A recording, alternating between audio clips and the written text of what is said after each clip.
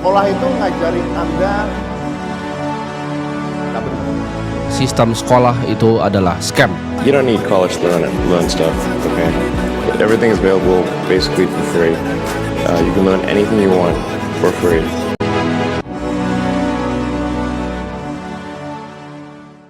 Gue mau jujur ke lo semua, ada satu momen yang sampai sekarang nggak pernah gue lupain. Waktu itu gue masih sekolah, dan entah kenapa hari itu kerasa beda. Gue duduk di kelas, dengerin guru jelasin pelajaran yang jujur aja gue nggak ngerti apa hubungannya sama hidup gue.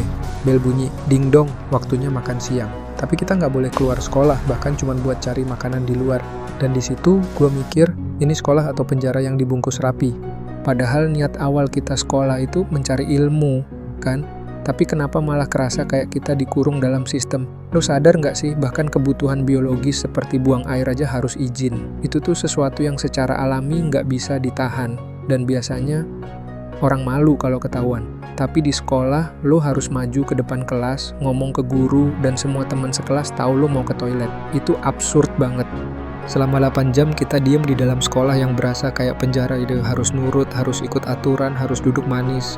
Gurunya jadi kayak atasan dan kita ya bawahan. Lo nggak boleh protes, nggak boleh nanya terlalu banyak, dan kalau beda pendapat siap-siap dianggap ngelawan. Akhirnya setelah belasan tahun sekolah, hafalin rumus, ngerjain PR tiap malam, bangun pagi tiap hari, pas lulus lo sadar satu hal.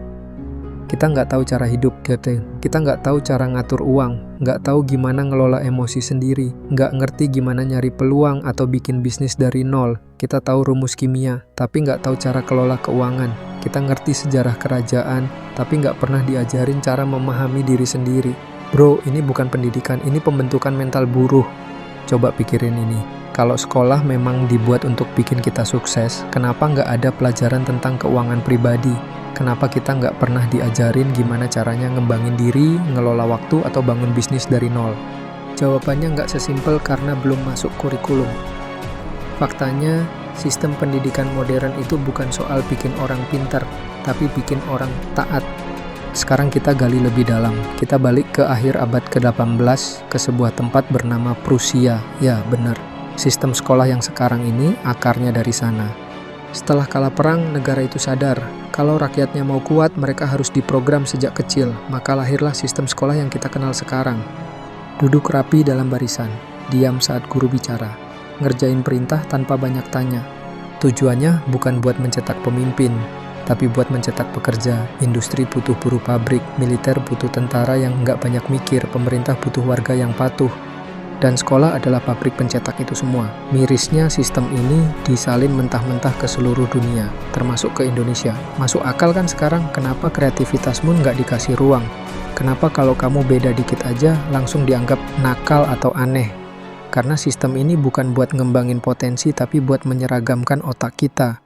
Sekarang bayangin ini, kenapa pelajaran kaya, manajemen keuangan, kecerdasan emosional, mindset entrepreneur nggak pernah jadi pelajaran wajib, padahal itu semua adalah senjata utama di dunia nyata. Alasannya simpel tapi nyeremin, karena kalau kamu tahu caranya jadi bebas secara finansial, kamu nggak bakal mau jadi robot korporat. Kalau kamu tahu cara jadi pemimpin, kamu nggak bakal mau nurut buta. Dan kalau kamu tahu cara berpikir kritis, kamu bakal nanya, kenapa aku harus ikut sistem ini? Dan itu jelas berbahaya. Buat mereka yang mau kamu tetap jadi roda kecil dalam mesin besar mereka. Kita masuk ke bagian yang sering diabaikan. Kenapa pelajaran hidup yang paling penting justru nggak diajarkan di sekolah?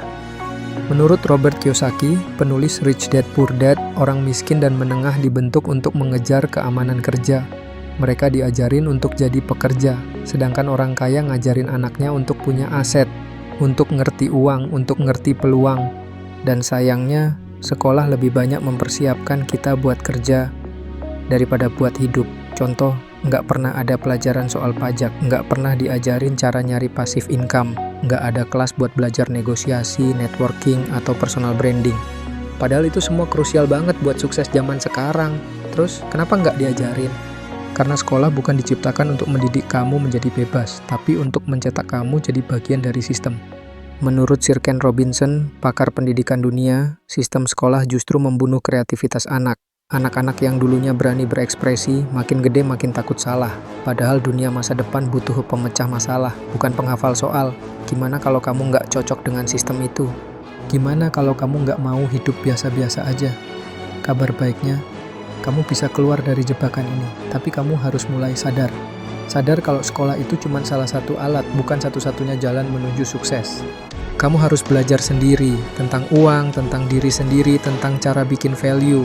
Kamu harus mulai baca buku, nonton video yang membuka wawasan, ikut komunitas. Karena dunia yang sebenarnya jauh lebih kejam dari ujian nasional. Dan nggak ada remedial di dunia nyata. Mulai sekarang jangan cuma bangga sama nilai tinggi. Banggalah saat kamu ngerti gimana caranya mikir mandiri. Saat kamu ngerti caranya bikin solusi. Saat kamu ngerti gimana caranya bantu orang lain dan tetap punya kendali atas hidupmu. Kamu nggak harus jadi murid yang sempurna, tapi kamu bisa jadi manusia yang terus belajar, bukan karena disuruh, tapi karena sadar. Dan kalau kamu sampai di bagian akhir video ini, itu artinya kamu beda. Kamu haus akan pemahaman. Dan itu adalah langkah pertama keluar dari sistem. Sistem sekolah itu bukan soal ilmu, tapi soal kontrol. Tapi sekarang gue mau ajak lo lebih dalam lagi. Gue bakal kasih tahu satu rahasia besar, yang bahkan banyak orang kaya aja nggak berani ngomongin ini di depan umum. Ini bukan cuma soal sistem pendidikan, tapi soal bagaimana sistem itu dipakai untuk menciptakan masyarakat yang bisa dikendalikan. Dan lo tahu apa yang paling jarang diajarkan sekolah? Bahwa manusia bisa diprogram. Iya, kita, gue, lo, semua. Dan sekolah adalah salah satu alat pemrograman terbesar dalam sejarah umat manusia. Gue tahu ini terdengar gila, tapi tunggu dulu. Tahun 1990-an, ada satu riset di dunia psikologi yang akhirnya dipakai di balik layar oleh para elit dunia. Namanya Behavioral Economics, ilmu tentang bagaimana manusia bikin keputusan berdasarkan emosi, bukan logika. Dan tahu apa yang lebih ngeri? Ilmu ini nggak pernah masuk buku pelajaran kita, padahal ini kunci kenapa kita beli barang yang nggak kita butuhin, kenapa kita kerja di tempat yang kita benci, dan kenapa kita nurut ke sistem meski hati kecil kita pengen memberontak. Sekarang dengerin baik-baik, ada satu konsep bernama Learned Helplessness. Ini ditemuin oleh Martin Seligman. Konsepnya begini, kalau manusia terus-menerus dikondisikan gagal, salah, dibatasi, dan dihukum waktu nyoba hal baru, lama-lama mereka bakal berhenti mencoba. Dan itu terjadi di sekolah. Kita dihukum saat salah, dikasih nilai jelek kalau jawabannya beda. Disuruh diam, padahal kita punya ide. Akhirnya kita belajar bahwa lebih aman diam dan ikut arus. Inilah bentuk pemrograman massal yang terjadi diam-diam. Tapi tunggu, ini belum selesai. Tahu nggak lo, di balik sekolah-sekolah elit dunia, ada satu kurikulum tersembunyi yang nggak pernah diajarin di sekolah negeri biasa. Gue nyebutnya The Four Forbidden Pillars.